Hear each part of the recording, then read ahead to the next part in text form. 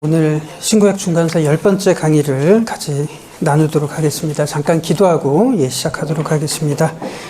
하나님 아버지 감사합니다. 이 나라 이 민족을 사랑하여 주시고 지금까지 하나님의 선하신 손길로 인도하여 주심을 진심으로 감사를 드립니다. 이 민족, 이 백성에게 역사 속의 아픔과 여러 굴곡들이 있습니다. 그렇지만 이 역사가 우리의 거울이 되게 하여 주셔서 그 아픔의 역사가 반복되지 않도록 인도하여 주시옵기를 간절히 바라곤 합니다. 특별히 이 민족을 위해서, 이 사회를 위해서 젊은 일꾼들을 길러내는 이 학원 스승님들을 주님께서 복을 내리워 주셔서 꼭 필요한 인재들이 배출될 수 있도록 인도하여 주시옵기를 바라곤 합니다. 또 이 가운데 모인 하나님의 백성들 사랑하여 주시고 건강을 허락하여 주시고 특별히 가족을 축복하여 주시사 하나님께서 원하시는 그 가치관과 그 바른 길을 걸어갈 수 있는 모든 주의 백성들 될 수 있도록 인도하여 주시옵기를 바라곤 합니다. 또 지나온 역사들 그리고 성경을 우리들이 같이 살펴보고자 합니다.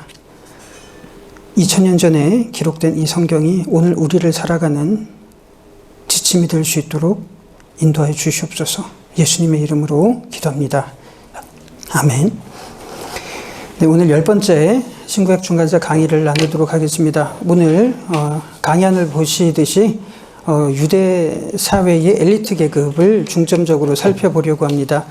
유대 사회의 엘리트 계급의 두 축이 있다면 하나는 오늘 살펴볼 헤롯 가문이고요. 또 다른 하나는 유대 최고의 사법기구였던 산헤드린 공회입니다. 이 산헤드린 공회는 다음 시간에 또 살펴볼 예정입니다.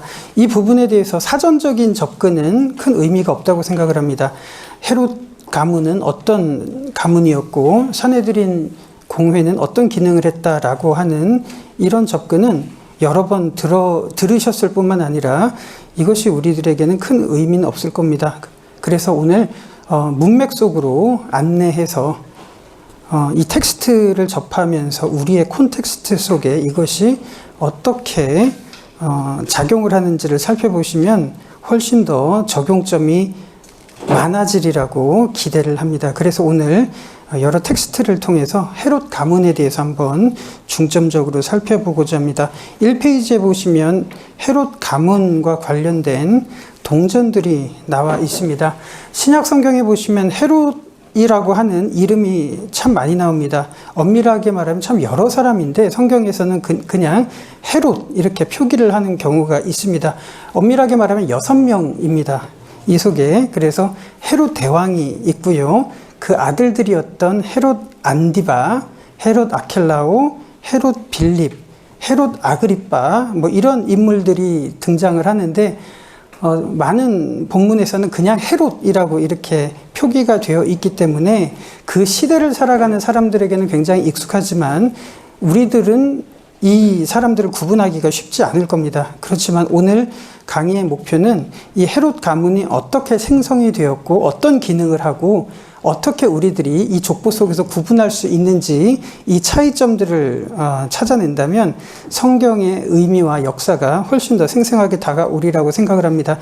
첫 번째 동전을 보시면 그리스어로 헤롯 바실이라고 하는데요. 이 약자입니다. 헤롯 바실레우스의 약자인데 기원전 27년에 발행된 동전입니다. 이 헤롯은 누구냐면 헤롯 더 그레이트라고 해서 헤롯 대왕을 지칭을 합니다. 두 번째 동전을 보시면 통치자 헤롯을 뜻하는 약자로 기록이 되어 있습니다. 기원전 4년에서 기원 후 6년 사이에 발행된 동전인데요. 이 헤롯은 누구냐면 헤롯 대왕의 아들이었던 헤롯 아켈라오를 지칭하는데 이 동전에도 그냥 헤롯이라고 기록이 새겨져 있습니다. 세 번째 동전을 보시면 그리스어로 아그리파 바실레우스라고 새겨져 있습니다. 그러니까 왕이라고 나와 있는 거죠. 주후 41년에서 42년 사이에 발행된 동전입니다. 이 아그리파의 정식 명칭은 헤롯 아그리파 1세입니다. 그렇지만 사도행전을 보시면 헤롯이라고만 이렇게 나와 있기 때문에 누가 누군지 저희들이 참 구분하기가 어렵지만 이 동전에 나오는 3명의 헤롯은 전부 다 다른 인물들입니다. 그래서 어떻게 다른지, 성품은 어떤지 이런 부분들을 구분해낼 수 있다면 성경을 보실 때 굉장히 큰 인사이트를 주리라고 생각을 합니다. 그래서 첫 번째 인물은 헤롯 대왕입니다. 그리고 세 번째 헤롯 아그리빠는 그의 손자입니다. 이 헤롯 가문에 많은 통치자들이 배출이 됐는데 그 중에서 유대인의 왕 바실레우스라고 인정을 받은 사람은 단 2사람입니다. 헤롯 대왕 1번 그리고 헤롯 아그리빠입니다. 나머지 헤롯 아켈라오, 헤롯 빌립, 헤롯 안디바스. 헤롯 안디바스는 세례 요한을 죽였던 인물입니다. 이런 사람들은 유대인의 왕을 희망을 했을 뿐 인정을 받지 못하고 분봉왕이라는 이 정도의 영주에 해당되는 그 정도의 호칭을 가졌을 뿐입니다. 그러니까 이 많은 분봉왕들이 유대인의 왕이 되기를 꿈꿨었을 때 예수께서는 유대인의 왕이라는 칭호로 등장을 했으니 이 통치자들에게는 대단히 정치적으로 민감한 사안일 겁니다. 헤롯 대왕과 그의 손자였던 헤롯 아그리빠는 정말 어려운 과정 속에서 유대인의 왕이라는 칭호를 받았었고 분봉왕들은 자나깨나 유대인의 왕이 되기를 원했었는데 이제 예수의 생애를 보시면 유대인의 왕이라고 하는 그 명칭으로 등장을 할 때 민중들에게는 정치적인 사안으로 비춰질 수가 있었을 것이고 제자들에게도 정치적인 의미로 보여졌을 수가 있을 겁니다. 실제로 예수께서는 돌에 맞아서 죽은 것이 아니라 십자가라고 하는 정치범에게만 해당되는 그런 형태로 죽었던 것을 우리들이 알고 있습니다. 이런 상황 속에서 마태복음 2장 1절에서 3절을 보시면 이렇습니다. 헤롯 왕 때에 예수께서 유대 베들레헴에서 나심에 동방으로부터 박사들이 예루살렘에 이르러 말하되 유대인의 왕으로 나시니가 어디 계시냐? 우리가 동방에서 그의 별을 보고 그에게 경배하러 왔노라 하니 헤롯 왕과 온 예루살렘이 듣고 소동한지라 라고 나와 있습니다. 여기서 헤롯 왕은 헤롯 대왕을 말하는 겁니다. 천시만고 끝에 유대인의 왕으로 임명을 받았는데 그의 통치 말년에 베들레헴에서 유대인의 왕이라고 하는 소문이 들리기 시작을 한 겁니다. 그러니까 정치적으로 굉장히 민감한 사안이었던 거죠. 왜냐하면 헤롯 대왕은 그의 아들들에게 유대인의 왕을 승계시킬 준비를 하고 있었는데 이런 사건이 일어났기 때문에 베들레헴에서 영아들을 학살하라고 명령을 했던 그런 사건이 성경에 등장하는 겁니다. 그리고 예수께서 죽으셨을 때 또 유대인의 왕이 등장을 하는데요. 누가복음 23장 1절에서 3절을 보시면 이렇습니다. 무리가 다 일어나 예수를 빌라도에게 끌고 가서 고발하여 이르되 우리가 이 사람을 보매 우리 백성을 미혹하고 카이사르에게 세금을 바치는 것을 금하며 자칭 왕 그리스도라 하더이다 하니 빌라도가 예수께 물어 이르되 내가 유대인의 왕이냐 대답하여 이르시되 내 말이 옳도다라고 하는 이 대화 속에서도 유대 엘리트들은 굉장히 민감하게 반응을 했던 것을 우리들은 알 수가 있습니다. 이런 맥락에서 유대인의 왕이라고 하는 것은 당시 사회에서는 어떤 의미 그리고 어떤 정서로 다가왔을지 우리들이 한번 그 텍스트를 한번 살펴보면서 이해를 하고자 합니다. 그렇게 들어가기 전에 먼저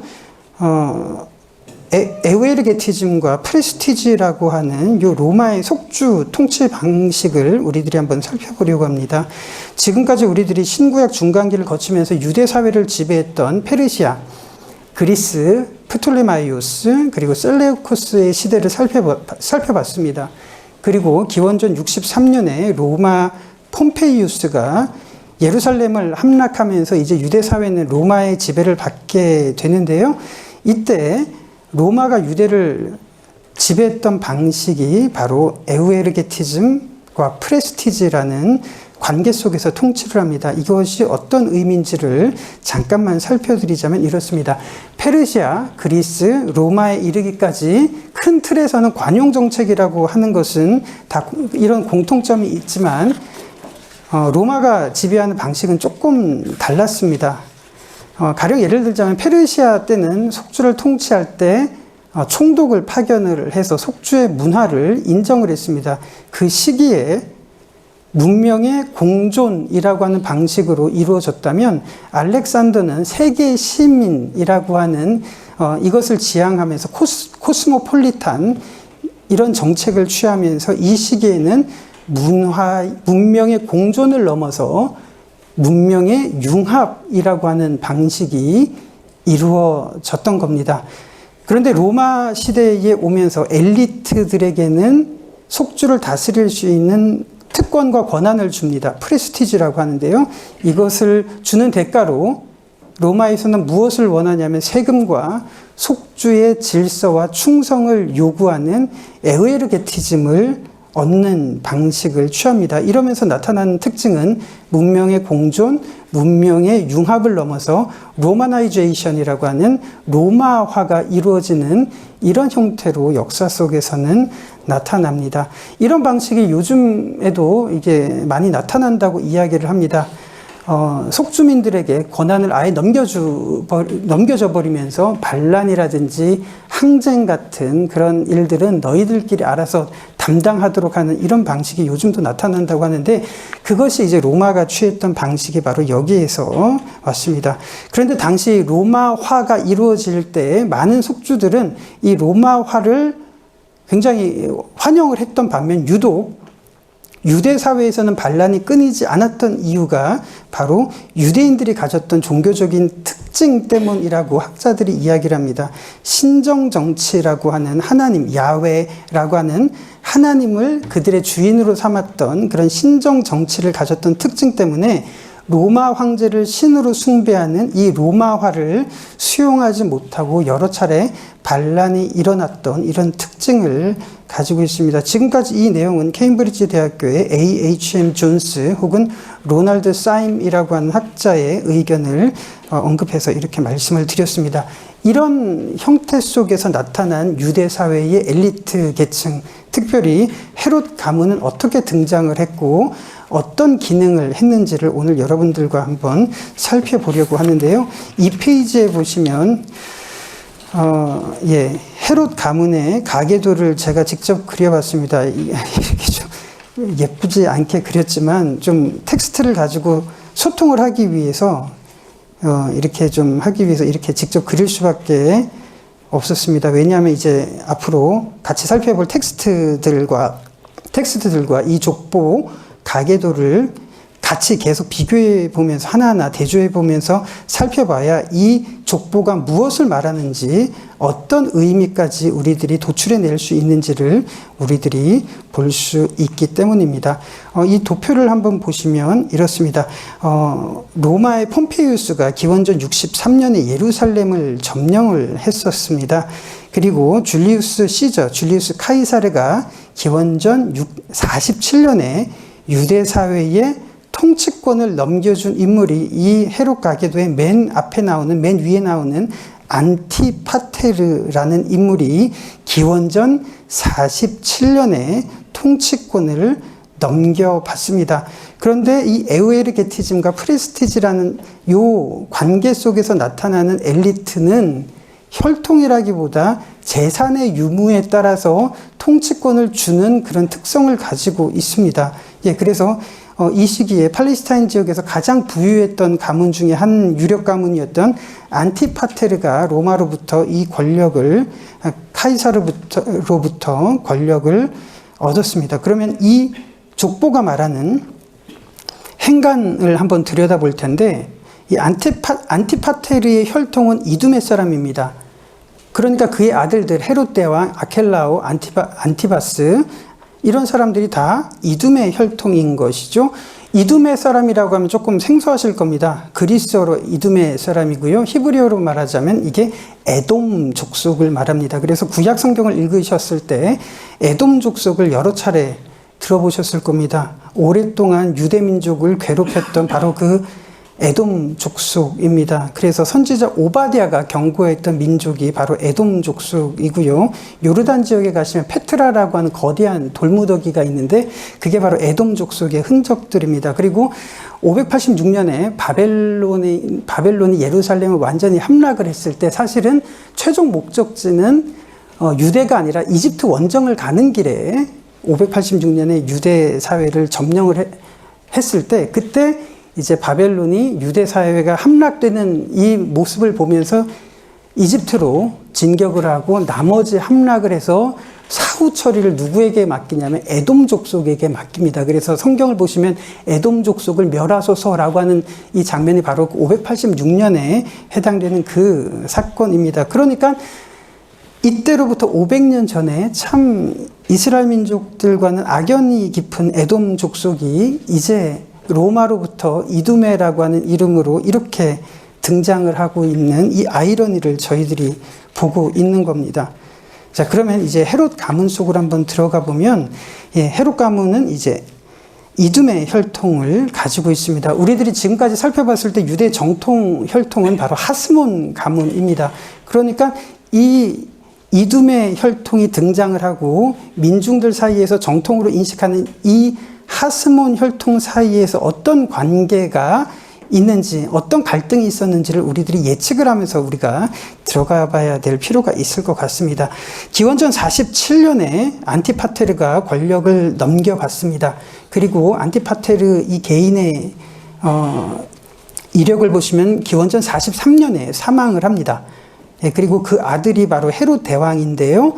이 표가 이렇습니다. 기원전 40년에 분봉왕으로서 임명을 받고 37년에 유대 왕으로서 이렇게 올랐다는 뜻이 바로 40, 37 이것이 의미하는 의미입니다. 그래서 헤롯 대왕은 안티파테르로부터 기원전 40년에 갈릴리 지역의 통치권을 넘겨받습니다. 그리고 그의 형이었던 파사엘은 40년에 넘겨받고요. 그렇습니다.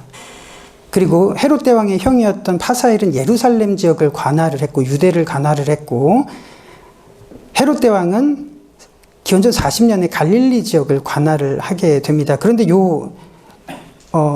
연도를 한번 가만히 보시면 안티파테르가 죽은 해는 기원전 43년이고요.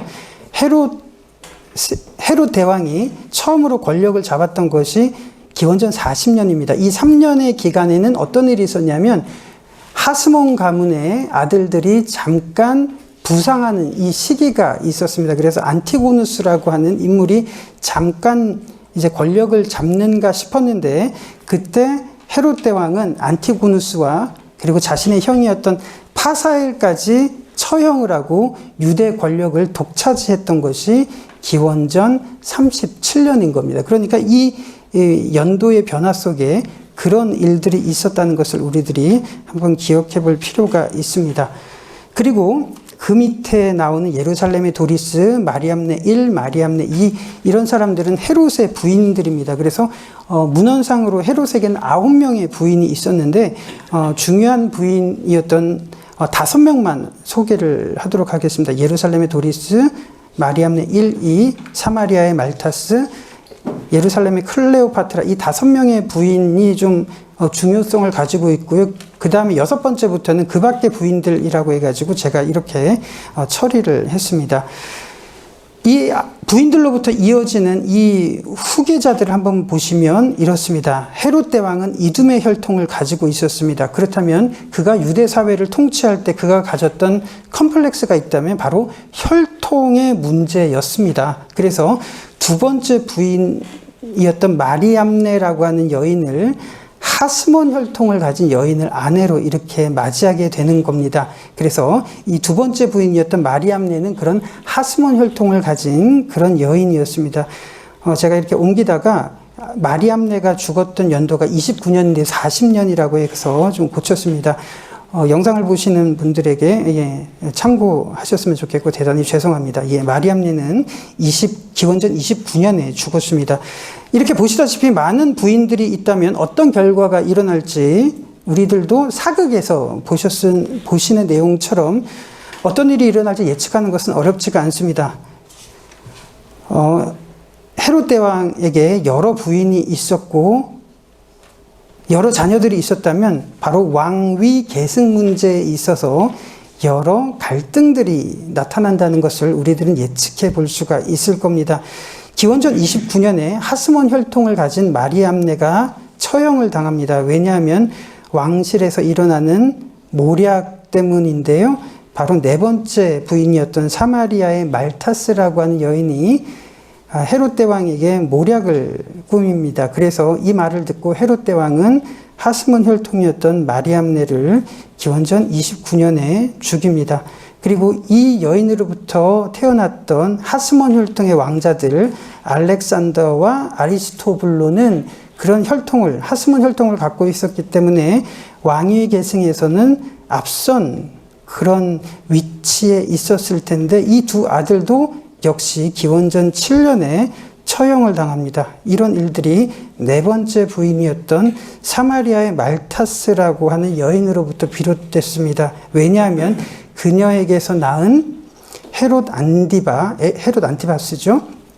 그리고 헤롯 아켈라오를 왕위에 올려놓고자 하는 그런 욕망 때문에 그렇습니다. 예.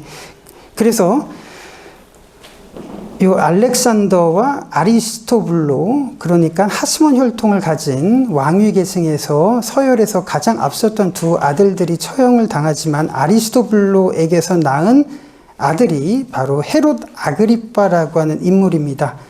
예, 그 형제들은 칼키스의 헤롯 아그리빠, 아리스토블로, 헤로디아, 이런 네 명의 사람들이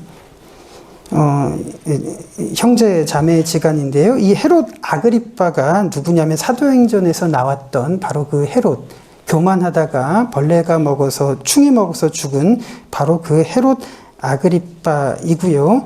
그 헤롯 아그리빠의 아들이었던 또 다른 헤롯 아그리빠는 헤롯 아그리빠 2세가 되는 거죠. 이 사람도 사도행전 뒷부분에 아그리빠라는 인물로 소개가 되어 있는데, 이런 흐름을 한번 살펴보시면서 한번 들어가 보면 좋을 것 같습니다. 헤롯 대왕이 죽고 원래는 헤롯 아켈라오가 유대의 왕이 될 예정이었습니다. 그렇지만 헤롯 안티바가 로마에 가서 아켈라오는 절대로 왕이 되면 안 된다고 반대하는 사건이 요세푸스의 문헌에 소개가 되어 있습니다. 아울러서 유대 귀족들, 엘리트들도 로마에 가서 로마 황제에게 아켈라오는 절대로 왕이 되어서는 안 되는 인물이라고 이렇게 상소를 합니다. 그래서 로마 황제는 이때 나라를 쪼개서 헤롯 아켈라오, 헤롯 안티바, 헤롯 빌립을 이 영주에 해당되는 통치자로 삼습니다. 이 명칭이 바로 분봉왕이 되는 겁니다. 그래서 분봉왕이 바로 이런 배경으로 이렇게 등장을 하게 되는데, 이런 시기 바로 아켈라오, 안티바스, 헤롯 빌립이 분봉왕의 신분으로 있으면서 유대인의 왕이 되기를 갈망했던 이 시기에 유대인의 왕으로 이 세상에 태어났던 인물이 바로 예수 그리스도인 겁니다. 그래서 이런 배경을 아시면 그 사람들이 가졌던 민감한 정치적인 문제들을 우리들이 좀 이해를 할 수가 있을 것 같습니다. 그리고 예수께서 비유로 말씀하실 때 어떤 귀인이 왕위를 받으려고 먼 타국으로 갈새, 이런 비유가 나오지 않습니까? 문화 비유에서 그런 이야기가 나오는데, 이 당시 바로 이렇게 다 알고 있었던 이런 문맥 속에서 예수께서는 누구나 공감할 수 있는 이런 사건 속에서 이렇게 비유로 말씀하신 사례들이 굉장히 많이 있습니다. 자, 그렇지만 하스몬 혈통이었던 헤롯 아그리빠가 로마 3대 황제였던 가이우스 칼리굴라와 로마에 유학하는 도중에 굉장히 막역한 사이가 됩니다. 그래서 3대 황제였던 가이우스 칼리굴라의 권력을 등에 업고 유대인의 왕으로 유대 사회로 돌아오게 됩니다. 이러면서 분봉왕들은 재산이 몰수되고 추방되는 일들이 주후 37년에 나타나게 됩니다. 그래서 한번 여기서 종합해보면 이 헤롯 가문들 속에서 여러 인물들 중에 유대인의 왕으로 인정을 받았던 사람은 두 사람이 있었는데, 한 사람은 헤롯 대왕인 거고 그의 손자 하스몬 혈통을 가졌던 헤롯 아그리빠, 이 두 사람만 유대인의 왕이라는 칭호를 얻었습니다. 이렇게 개요를 한번 살펴보셨는데요. 이제 이 텍스트 속으로 한번 들어가 보면서 어떻게 형성이 됐고 어떻게 변천이 됐는지를 우리들이 한번 살펴보도록 하겠습니다. 이 페이지에 보시면 안티파테르 한번 살펴볼 텐데요. 안티파테르는 이두메 혈통입니다. 굉장히 부유한 상인이었고 아주 탁월한 정치적인 수완을 발휘했습니다. 그래서 카이사르가 갈리아 원정을 떠났을 때 폼페이우스가 동방 원정을 떠났습니다. 그러면서 기원전 63년에 예루살렘을 탈환했습니다. 그래서 폼페이우스와 카이사르 그리고 크라수스가 로마 원로원에 대항하기 위해서 1차 삼두 정치를 기원전 59년에 결성을 하게 됩니다. 이때 안티파테르는 폼페이우스에게 가담을 합니다. 그렇지만 기원전 49년에 카이사르가 루비콘 강을 건너면서 주사위는 던져졌다고 말하면서 폼페이우스와의 내전을 피할 수가 없었습니다. 그래서 기원전 48년에 이집트에서 폼페이우스와 카이사르가 붙었을 때 안티파테르는 즉시 이제 태세를 전환해서 카이사르를 돕습니다. 그리고 폼페이우스가 암살을 당하면서 1차 삼두 정치가 막을 내리게 됐을 때 이때 카이사르의 눈에 들어서 기원전 47년에 카이사르는 유대 통치권을 안티파테르에게 넘겨주게 됩니다. 그리고 기원전 43년에 안티파테르가 죽었을 때 유대 권력은 잠깐 하스몬 혈통이었던 안티고누스가 가지고 가는 듯 했지만 안티파테르의 아들들 중에서 헤롯 대왕이 권력을 잡으면서 이 정적들을 제거하고 유대인의 왕으로 기원전 37년에 오르게 됩니다. 유대전쟁사 1장에 보시면 제가 한번 읽어보도록 하겠습니다. 안티파테르는 폼페이우스에 의해 무너진 예루살렘의 성벽을 재건하고 각지에서 저항하는 소유를 진압하려고 했다. 왜냐하면 반란을 일으키는 자들의 야욕에 넘어간다면 그것은 히르카누스를 왕으로 만드는 것이며 나아가 카이사르의 적으로 만드는 행위이므로 모든 반란들을 진압했다. 안티파테르는 큰아들 파사엘에게 예루살렘을 맡겼고 아직 젊었던 둘째 아들 헤롯 대왕이죠. 헤롯에게도 같은 지위를 주어 갈릴리로 파견했다. 이것이 안티파테르가 죽었을 때 아들들에게 조치했던 이런 형태였습니다. 이것이 기원전 40년에 이루어졌던 일이고요. 그러면서 기원전 40년에 헤롯이 권력에 등장하기 시작을 하는데요. 두 번째, 헤롯 대왕과 관련된 부분들을 살펴보도록 하겠습니다. 줄리우스 카이사르가 기원전 44년에 암살을 당합니다.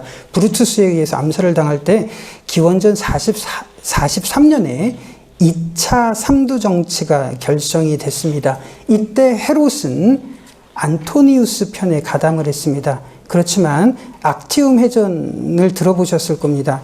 옥타비아누스와 안토니우스, 클레오파트라 연합군대가 악티움 해전에서 붙었을 때 안토니우스가 패했습니다. 이때 헤롯은 옥타비아누스를 아련해서 유대인의 왕으로 지위를 인정을 받게 됩니다. 그러니까 안티파테르나 그 아들 헤롯 대왕은 참 정치적인 이 센스가 굉장히 많았던 거죠. 예, 그렇게 해서 유대인의 왕이라는 칭호를 인정을 받고 유지를 하게 되는데요. 첫 번째 텍스트를 한번 살펴보시면 이렇습니다.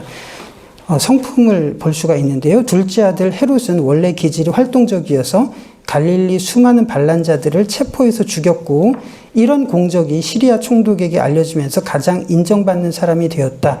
왜냐하면 속주의 질서와 치안을 유지를 해야 됐기 때문에 그렇습니다. 파사일도 자기 동생이 유명해지자 선의의 경쟁을 통해 자신의 명성을 쌓고자 했다. 그는 함부로 권력을 남용하는 일이 없이 예루살렘 주민에게 선정을 베풀었다라고 했는데 결국에는 헤롯이 형 파사일까지 제거하면서 권력을 독점하게 됩니다. 그리고 2차 삼두 정치에서 악티움 해전에서 안토니우스가 패합니다. 이때 헤롯이 옥타비아누스를 아련하면서 했던 대화가 여기에 소개가 되어 있습니다. 헤롯이 말했다. 황제시여, 저는 안토니우스에 의해 왕이 된 자로서 안토니우스를 위해 최선을 다했으며 악티움 패전 이후에도 안토니우스에게 군사 동맹자로서 최선을 다해 충성을 바쳤습니다. 그러나 저는 안토니우스와 함께 전쟁에서 패했고 왕관을 내려놓았습니다. 그리고 저는 구원의 희망을 가지고 폐하께 나왔습니다. 부디 저의 충성이 누구에 대한 충성이었냐를 보지 마시고 한 번 충성하면 끝까지 충성을 바쳤던 것을 판단받고 싶습니다. 이렇게 표현을 했습니다. 그래서 이 옥타비아누스로부터도 왕위를 빼앗기지 않고 왕위를 그대로 유지를 받습니다. 이것이 바로 헤롯이 옥타비아누스를 만나서 했던 이야기고요. 그 다음에 헤롯은 유대 사회에 헬레니즘 건축물들을 만들기 시작을 합니다. 그러니까 이런 형태들이 유대 종교인들에게는 굉장히 불만으로 비춰질 수가 있었을 겁니다. 그렇지만 이런 행동들은 로마에게 충성을 하는 그런 형태였고요. 네 번째 텍스트를 보시면 헤롯 대왕의 성품을 보실 수가 있습니다. 헤롯은 짐승같이 잔인한 인간이었으며 의와는 담을 쌓은 사람이었으나 누구보다 운이 좋은 인물이었다. 왜냐하면 일개 평민으로서 왕의 지위까지 올라갔을 뿐 아니라 이루 헤아릴 수 없는 수많은 위험에 직면했음에도 모든 위험을 극복하고 장수했기 때문이다. 그러나 헤롯 자신은 적들을 물리쳤으므로 운이 좋았다고 할 수는 있을지는 모르지만 그의 가정과 자식들의 문제를 두고 볼 때에는 매우 불행하였다. 맞습니다. 그래서 하스몬 혈통의 아내를 처형을 했고 또 하스몬 혈통의 그 아들들까지도 죽였기 때문에 그렇습니다. 그래서 왕의 계승권을 둘러싼 고발과 음모로 인해서 이런 불행한 일들이 있었고요. 그리고 아켈라오와 안디바에게 유대인의 왕을 넘겨주려고 했었는데 이 아켈라오와 헤롯 안디바가 로마에 가서 유대인의 왕이 되겠다고 이렇게 할 때 서로를 향한 고발과 비난 때문에 결국 로마 황제는 상황을 지켜본 이후에 추후에 유대인의 왕을 임명하겠다고 말하면서 분봉왕으로 이렇게 권력을 분할하게 됩니다. 그러면서 아켈라오를 한번 살펴볼 텐데요. 아켈라오는 이렇습니다. 아켈라오는 7일간 부친 헤롯을 위해 애국할 정도로 장래에 지극한 정성을 보였다. 일부 유대인들은 헤롯을 위해 애국하는 기간에 금독수리상을 끌어내리다가 헤롯에 의해 처형당한 바리새인들을 위해 애국했다. 그러자 백성들은 함께 모여 아켈라오를 찾아가 이같이 요구했다. 마티아스와 그 일행의 원수를 갚고 싶으니 우선 헤롯 왕이 대제사장으로 임명한 자를 해임시키고 대제사장직을 수행하기에 더 적합한 자를 대제사장으로 임명해 주시기 바랍니다. 아켈라오는 이들의 끈질긴 요구에 기분이 몹시 상했으나 자신의 왕위 계승 문제로 카이사르의 승인을 얻기 위해 곧 로마를 방문할 계획이었기 때문에 이들의 요구를 들어주면서 백성들을 설득하고자 했다. 이 텍스트 속에서 보여지는 것은 두 가지입니다. 하나는 이 헤롯 대왕과 아켈라오 사이에 수많은 종교적인 탄압이 있었다는 것과 그리고 대제사장이라고 하는 지위가 지금 이 정치 권력에 좌지우지되는 이 장면을 저희들이 보게 되는 겁니다. 그러니까 예수 시대까지도 이것은 진행형으로 된다고 이해할 수가 있는 거죠. 두 번째 텍스트를 보시면 이렇습니다. 아켈라오와 안디바가 로마에 도착했을 때 유대 사신들 역시 로마에 도착해서 아켈라오를 신랄하게 고발했다. 아켈라오가 성전에서 동족 3,000명을 학살할 때 저희는 그가 어떤 인물인지를 한눈에 알아보았습니다. 저희들이 원하는 것은 유대국을 왕정이나 그와 유사한 정치체제 속에 묶지 마시고 시리아에 병합시켜 로마가 파견하는 시리아 총독의 관할을 받게 해달라는 것 외에 다른 것은 없습니다. 워낙 악정을 베풀었기 때문에 차라리 시리아에게 합병을 시켜달라고 로마 황제에게 유대 엘리트들이 요구합니다. 그래서 세 번째 텍스트를 보시면 이렇습니다. 카이사르는 유대 사신들을 돌려보냈다. 그로부터 며칠 뒤 아켈라오에게 유대 전 왕국이 아니라 헤롯이 다스렸던 영토의 반을 다스리는 분봉왕으로 임명하면서 선정을 베풀면 후에 왕으로 격상시켜 주겠다고 약속했다. 이러니까 이 분봉왕들에게는 유대인의 왕이 되는 것이 굉장히 민감한 사안이었고 소원이었을 겁니다. 그리고 네 번째를 보시면 이렇습니다. 아켈라오는 자기 분봉국 유대로 돌아오자마자 요아사르가 반란에 협조했다는 이유로 그를 대제사장직에서 해임시키고 그의 동생 엘르아사를 대제사장으로 임명했다라고 나옵니다. 그러니까 통치자들의 입맛에 따라서 대제사장이 임명되고 폐위되는 이런 흔적들을 굉장히 많이 볼 수가 있는데 이 헤롯 가문부터 유대전쟁이 일어났다. 이 100년도 안 되는 기간 동안 대제사장이 28번 바뀝니다. 엄청나게 많이 바뀌는 거죠. 그래서 예수 시대의 대제사장 지위가 바로 그런 위상이었다는 것을 우리들이 생각해 볼 수가 있을 겁니다. 끝으로 아켈라오가 이렇습니다. 아켈라오 통치 제10년에 아켈라오의 형제들 및 유대 장로들은 백성들을 학대하는 그의 야만적 독재 행위를 견디다 못해 카이사르에게 그를 고소하였다. 왜냐하면 아켈라오가 온유한 태도로 선정을 베풀라는 카이사르의 명령을 어긴 것을 그들은 잘 알고 있었기 때문이었다.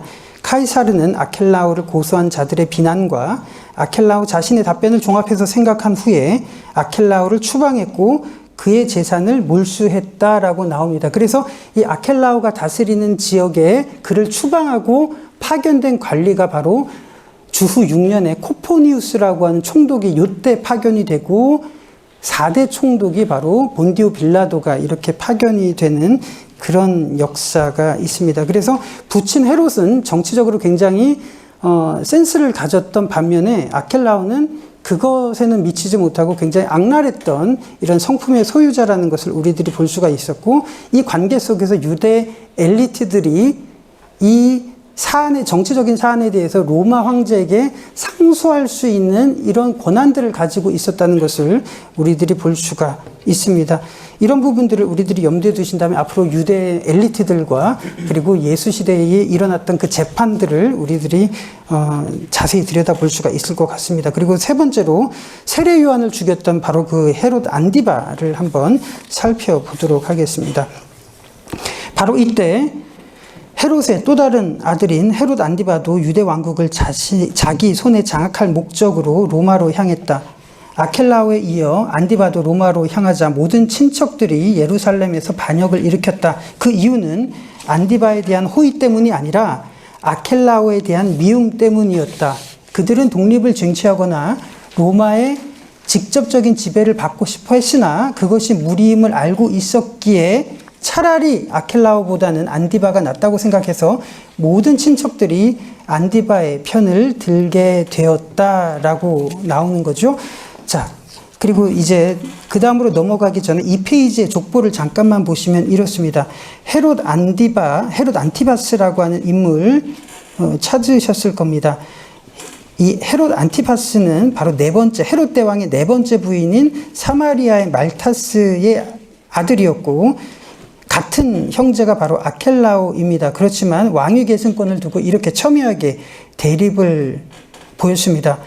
그런데 이 헤롯 안디바 역시 혈통은 이두메 혈통이었습니다. 그러니까 이 사람에게도 역시 혈통이라는 컴플렉스가 있었습니다. 그래서 헤롯 안디바는 이웃국이었던 아레타스의 공주와 정략 결혼을 한 상태였습니다. 그런데 왕이 되지 못하고 분봉왕으로 밀려났기 때문에 이 헤롯 안디바에게는 하스몬 혈통이 필요했던 겁니다.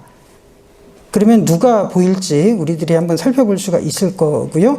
반면에 하스몬 혈통을 가졌던 여성이었던 헤로디아는 헤롯 대왕의 세 번째 부인 마리암네 이 여인이 낳은 헤롯 빌립과 결혼을 한 상태입니다. 그렇지만 이 세 번째 부인이 낳았던 헤롯 빌립은 분봉왕조차도 얻지 못했던 상태였던 데 반해서 헤로디아는 하스몬 혈통을 가졌기 때문에 이 부분에서 불만을 가졌을 때 분봉왕에서 가장 왕위 계승에서 앞서 나갔던 인물이었던 헤롯 안디바에게 눈을 돌리게 되는 사건이 등장을 합니다. 그래서 헤롯 안티바스와 헤로디아가 각각의 결혼을 물리고 취소하고 이렇게 결혼을 하는 이 장면 성경에서 보셨을 텐데요. 그게 요세푸스의 기록에도 이렇게 나옵니다.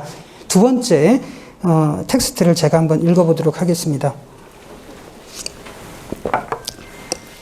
분봉왕 헤롯은 아래와 같은 이유로 주변국 아레타스와 다투게 되었다. 분봉왕 헤롯은 아레타스 왕의 딸과 결혼하여 오랫동안 무리 없이 살았다. 그런데 분봉왕 헤롯이 로마를 방문하는 동안 이복 형제의 아내 헤로디아를 사랑하게 되었다. 헤로디아는 하스몬 왕가의 혈통인 아리스도블로의 딸이었으며 아그리빠 대왕의 누이였다. 분봉왕 헤롯은 헤로디아에게 결혼하자고 당돌하게 제의하였다. 그러자 헤로디아는 분봉왕 헤롯의 청혼을 받아들였다. 그런데 여기 한 가지 결혼 조건이 있었다. 그것은 분봉왕 헤롯이 아레타스의 딸과 이혼한다는 조건이었다. 헤롯 안티바는 그렇게 약속을 한 후에 로마에서의 일을 마치고 귀국했다. 이 결혼 문제로 인해 분봉왕 헤롯과 아레타스 왕 사이에 전쟁이 일어났고 헤롯은 크게 패하고 말았다. 이에 헤롯은 이 사실을 티베리우스 황제에게 알렸고 황제는 아레타스의 행동에 크게 분노하여 시리아 총독에게 아레타스를 공격하도록 지시했다라고 이렇게 나와 있습니다. 그러니까 티베리우스 황제에게는 속주의 질서와 안정이 우선이지 개인적인 이 결혼 사안이 우선은 아니었던 것 같습니다. 자, 여기에서 세 번째 텍스트가 나오는데요. 일부 유대인들은 헤롯이 아레타스에게 패배한 것은 하나님의 심판이라고 생각했다. 왜냐하면 헤롯이 세례 요한을 살해한 죄에 따른 하나님의 형벌이라고 생각했기 때문이다. 요한은 의로운 인물이었고 요한의 말을 듣고 감동한 사람들은 구름대처럼 요한에게 몰려들었다. 그러나 분봉왕 헤롯은 요한의 영향력이 커진 것을 보면서 그가 반역을 일으키지나 않을까 걱정하여 그를 처형하여 후환을 없애는 것이 상책이라고 생각했다. 이래서 세례 요한을 처형을 했습니다. 그래서 헤롯 안티바스와 헤로디아가 이혼을 하고 이렇게 다시 재혼을 하는 장면을 보게 되는데, 이것이 우리들이 이 배경을 모를 때는 그냥 음란했나 보다 이렇게 생각을 하지만 이것이 권력에 미쳐 돌아가는 한 장면을 우리들이 살펴볼 수가 있고요. 그렇다면 각각의 컴플렉스가 만회가 되는 헤롯 안티바스와 헤로디아가 결혼하는 이 장면 속에서 또 다른 분봉왕이었던 다섯 번째 부인의 아들 헤롯 빌립은 이에 대해서 불안감을 느낀 나머지 누구와 결혼을 했냐면 헤로디아의 딸인 살로메와 결혼을 하는 이런 일들이 벌어지게 됩니다. 그러니까 촌수로 따지면 아주 참 복잡한 이런 촌수가 되는데, 이게 이제 권력을 위해서 이 당시 유대 사회에서 벌어졌던 일들을 우리들이 살펴볼 수가 있습니다.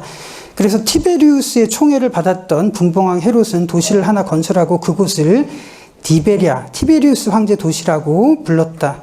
디베리아 시는 묘지를 파내고 건설한 도시였기 때문에 그런 곳을 주거지로 이용하는 것은 유대의 율법을 범하는 것임을 헤롯은 잘 알고 있었다. 유대 율법은 이런 곳에 거주하는 자들을 7일간 부정하다고 하고 있기 때문이다. 예.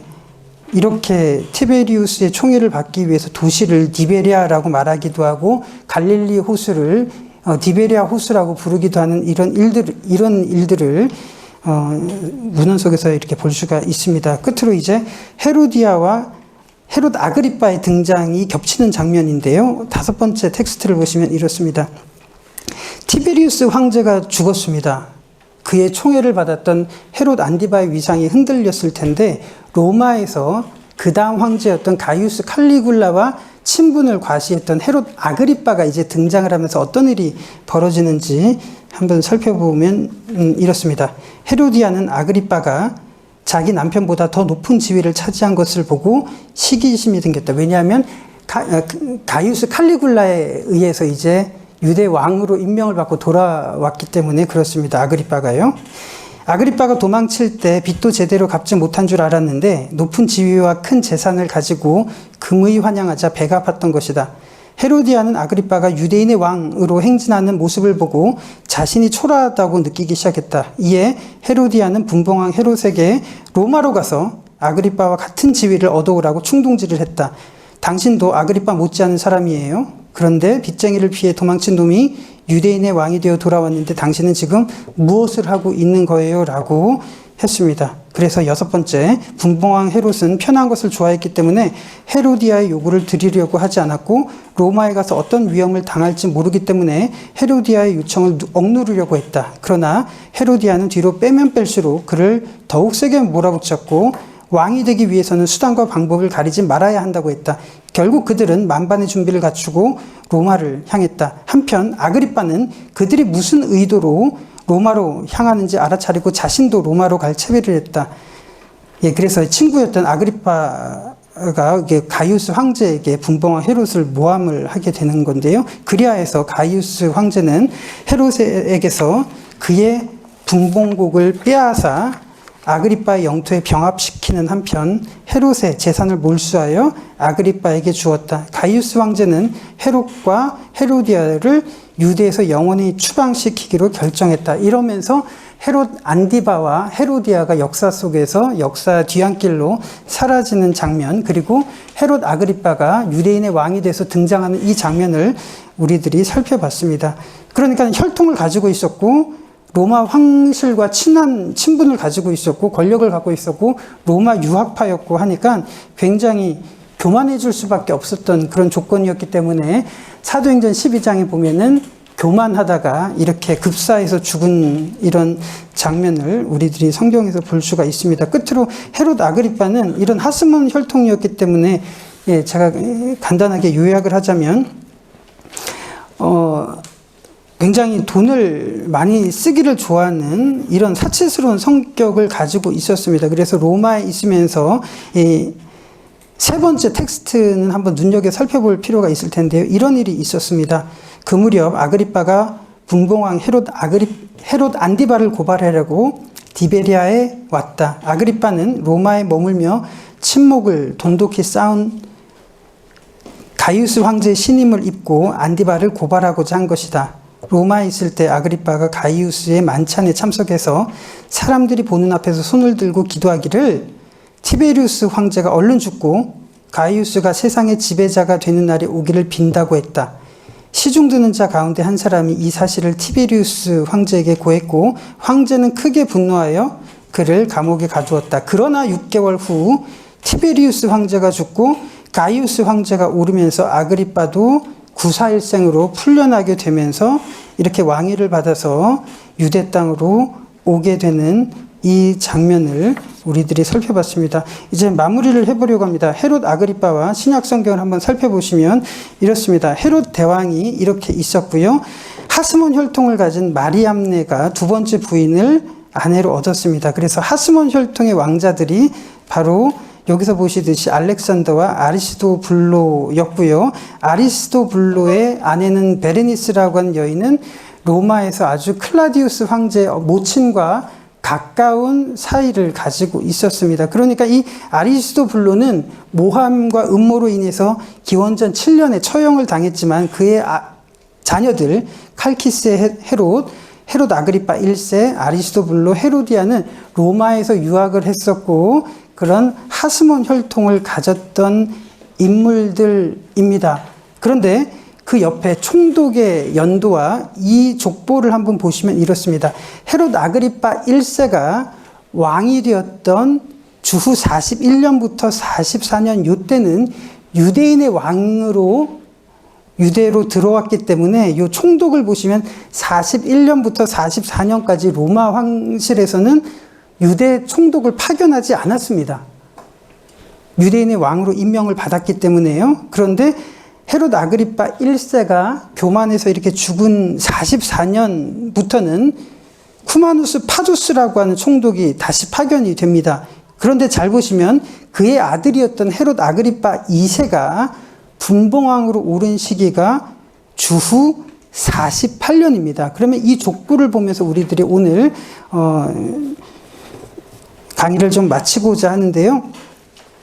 이렇습니다. 어떤 사건이 있었냐면 헤롯 아그리빠 1세가 44년에 죽고 유대에는 총독이 파견이 됩니다. 그리고 그의 아들은 48년에 분봉왕으로 헤롯 아그리빠 2세가 올랐던 이 4년 동안을 어떻게 우리들이 봐야 될까요? 헤롯 아그리빠 1세가 44년에 죽었다면 왕위 계승에서 가장 앞선 인물은 이 족보에서 보더라도 하스몬 혈통을 가졌고 로마 황실과 가까운 관계가 있었던 아리스도블로라는 인물로 우리들은 초점이 맞춰질 겁니다. 그렇지만 그는 어떤 이유인지는 모르지만 유대 땅으로 왕이 돼서 돌아오지를 않았고 그래서 황제는 44년에 파두스라는 총독을 임명을 했습니다. 그리고 그는 48년에 로마에서 죽었고 그래서 헤롯 아그리빠 2세가 갈릴리의 분봉왕으로 임명되는 이 사건을 보면서 아리스도블로는 유대로 돌아가지 않았고 이 권력의 이 진흙탕 싸움에서 자신은 가담하지 않았던 것은 팩트로 보입니다. 그러면 이 족보에서 우리들이 생각해 볼 수 있는 것이 바로 네 번째 아리스도블로의 권속에게 말하라라고 하는 로마서 16장 10절의 구절로 우리들이 눈길을 한번 돌려볼 수가 있을 겁니다. 사도 바울은 주후 60년 무렵에 로마서 16장 10절에 이렇게 기록하고 있습니다. 그리스도 안에서 인정함을 받은 아벨레에게 문안하라.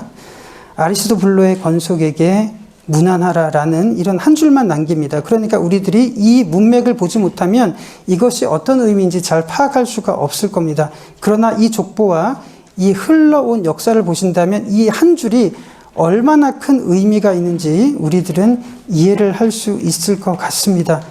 어떤 일이 있었을까요? 아리스도블로는 권력의 광기 속으로 들어오지 않았습니다. 우리들이 만약에 아리스도블로의 가족들이었다면 과연 이 아리스도블로의 이 선택을 우리들은 어떻게 이해를 할 수가 있을까요? 그렇지만 그 가족들은 로마에 남아서 사도 바울이 지적을 한 대로 유대인의 왕실의 가족으로, 유대인의 왕의 가족으로 오기보다 차라리 진흙탕 싸움을 하는 것이 아니라 로마의 교인으로 살아가는 이 방편을 택했던 흔적을 우리들은 볼 수가 있는 겁니다. 왜 그럴까요? 만약에 이 가족들이 예수 그리스도를 영접했다면 유대인의 왕으로 오신 이분을 처형했던 그 유대 땅으로 돌아가지 않았던 선택을 하지 않았을까라고 우리들이 생각해 봅니다. 이 아리스토블로의 가족들에게 문안하라라는 이 한마디 속에 우리들은 그 가족들이 어떤 가치관을 가졌고 무엇에 우선순위를 두고 그런 선택을 같이 동참을 했는지 우리들은 이 문맥 속에서 생각을 해볼 수가 있을 겁니다. 우리들은 어떤 가치관으로 살아가나요? 우리의 우선순위는 과연 무엇일까요? 우리들은 어떤 선택을 무게를 두고 하고 있습니까?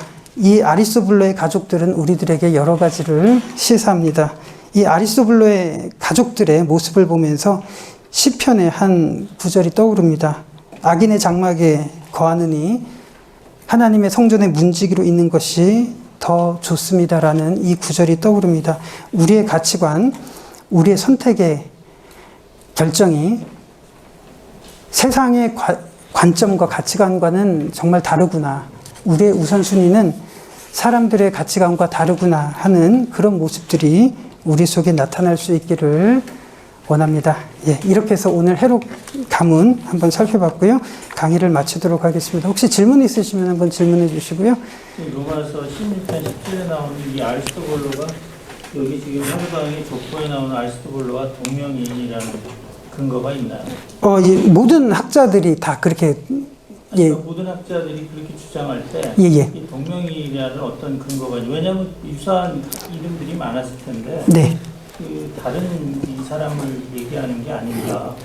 왜냐하면 이게 같이 그렇게 되게 이제 그 기독교인들이 하층면에 유대인들 중에서도 하층면에 속했을 텐데 이들이 그 왕족과 같이 어울리면서 이렇게 기독교인이 된다는 게 사실 쉽지가 않은 일일 텐데 이게 동명이인이 또 있지 않나? 그러니까 같은 사람이 다른 사람이 있지 않나? 물론 다른 사람일 수도 있습니다. 그렇죠. 예, 그럴 수도 있습니다만은 학자들이 말하는 그 어떤 뭐 특별한 그 근거를 갖고 이런 주장을 하는 건지. 단지 이제 공교롭게도 그 사이에 이제 그 공간이 좀 떠서 이제 그런 얘기를 하는 것 같긴 하지만 신빙성이 없어 보여요. 네, 어쨌든 이렇게 가지고 왔습니다. 네. 네.